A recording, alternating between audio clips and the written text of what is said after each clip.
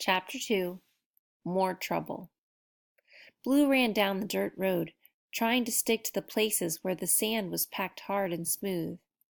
As he left his grandmother's house behind that night, he stumbled a few times, but his eyes soon adjusted to the moonlight. When he reached the sign, he could read it perfectly. "Welcome to Murky Branch, Georgia," it said. "Population 340. Blue pulled his cell phone out of his pocket and checked the timer he'd set before starting out. It had taken him a little over 16 minutes to reach this spot from the house. He'd run as hard as he had ever had in his life. He was sweaty all over, and his heart was pumping so hard that he could feel the beat of it in his veins. But 340? The number had been 339 when he and his dad drove past it. Blue knew it, and he couldn't quite convince himself that someone had shown up to change it in the middle of the night. He stared at the sign with its choking vines. He felt very sure that he should do something about the wrong number. But what did you do about any of this? 16 minutes, when his dad had used to run the distance in 12. Being left in a town that wasn't even on maps. A broken arm that was heavy and boiling now inside its cast. Losing in a dozen different ways. Stop feeling sorry for yourself. Just fix this one thing. He stood on his tiptoes to scratch at the number on the sign. The paint was old and dry beneath his fingers, but even though it was flaking all over, the 340 refused to peel. He heard the whoosh of a car in the distance, and he ignored it. He dug his nails in deeper until his fingertips stung. He clawed at the number until his legs started to shake from holding him up. Finally, Blue dropped back on his heels. "You've got it wrong. I'm just visiting. I'm not part of the population." The sign didn't say anything. "I promise," said Blue. "I'll be out of here in no time. So could you just change back?" 340. "Please?" Blue stared at the number until his eyes started to water. Finally, he had to blink. 339. Blue jumped. That really just happened, he thought. It did. He glanced down at the weeds and then back at the sign.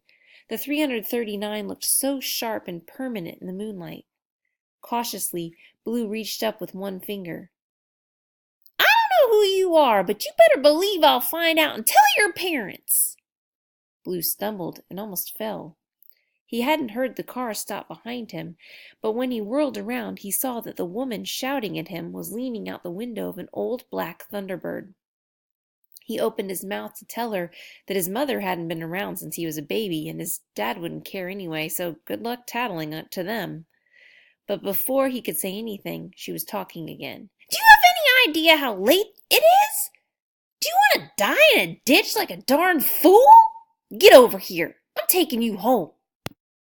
He blinked in the red wash of the taillights and squinted. He took in the woman's curly gray hair and her round face. "Granny Eve? What? You're not one of my—" Blue's grandmother threw open the car door and stepped out. "Blue Montgomery," she said. Her stout arms went as limp as her flowery house dress for a second. "Blue? How?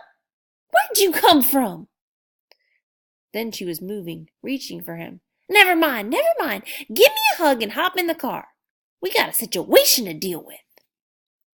Blue held a Tupperware cake plate in his lap while the Thunderbird soared through Murky Branch.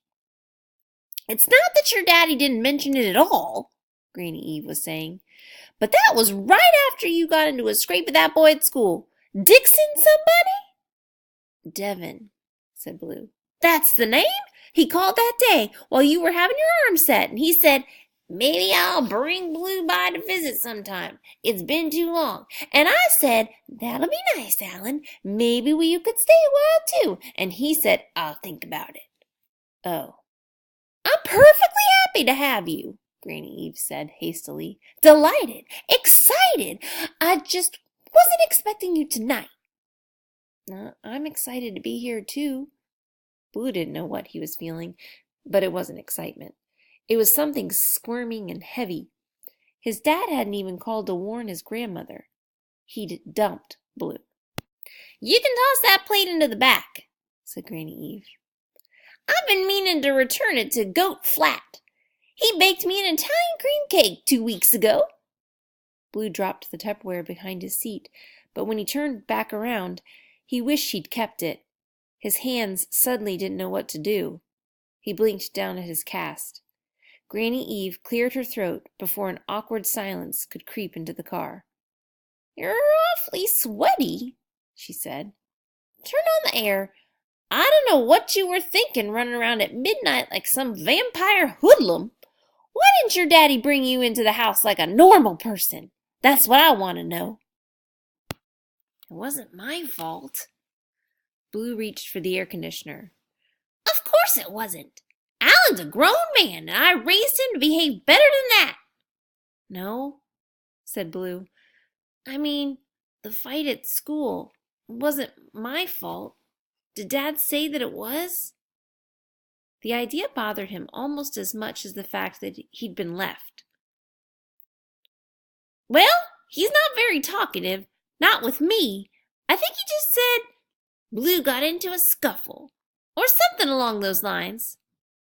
It wasn't a scuffle. Dad told me I should stand up for myself, said Blue. He said it was the only way to get Devin to stop messing with me all the time. He said I had to stop being a doormat. Doormat, doormat, doormat, thought Blue. It was something you scraped mud off on, something everyone stomped all over. I swear, said Granny Eve. Sometimes Alan doesn't have the sense God gave a goose. Did he forget you couldn't win a fight? I was only trying to do what he wanted, said Blue. Devin was going to take my field trip money. Blue had hated it so much, the bullying. Devin had chosen to pick on him for no reason he could fathom, and then, when he started demanding that Blue pay him off to be left alone, Blue hadn't known how to make it stop, but he had been willing to try anything. Well, someone obviously needed to give him a talking to, but you're not that someone. No fighting while you're living with me. I'm not stupid, said Blue. I'm not worried about your brains, honey. I'm worried about your health. You don't go asking for more trouble in this family. She steered the car down an azalea-lined driveway. Well, she muttered as they approached the large brick house at the end of the drive, at least some of us don't. They parked on the edge of the front lawn, and Blue frowned at the scene before him.